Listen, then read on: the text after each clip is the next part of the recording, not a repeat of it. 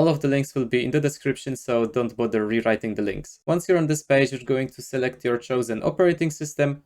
Hi and welcome in the pre-episode of Java Basics Tutorials, which is a series in which I'm going to cover all of the basics of Java which you need in order to start programming by yourself. The first thing you have to do before you start programming in a new language, you have to install all of the tools which are needed to do so. And in this episode, I'm going to cover where to get from and how to install software needed to program in Java. So the first thing you're going to need is a Java development kit, which you can get from the Oracle website. All of the links will be in the description, so don't bother rewriting the links. Once you're on this page, you're going to select your chosen operating system. For me, it's Windows, so I'm going to select Windows. And I'm going to download the x64 installer from this link over here. Once it's downloaded, go ahead and open it, and then press Next on the first window. Now you're going to choose your destination folder to which you're going to install this program. Once you have chosen your desired location, go ahead to the next window, in which your development kit is going to start installing.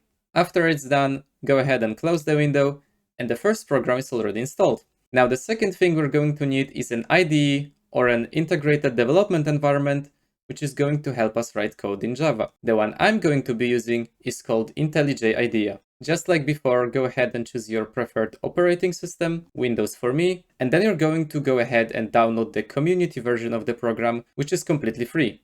On the first window, press Next. Then you're going to choose your destination folder and go ahead and press Next.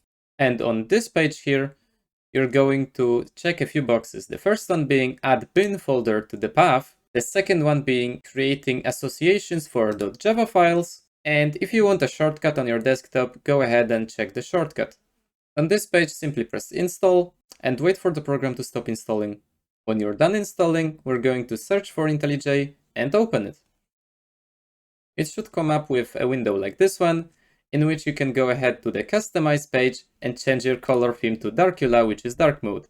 You can also adjust other accessibility features here, such as font size. You now have everything you need in order to program in Java. That would be it for today.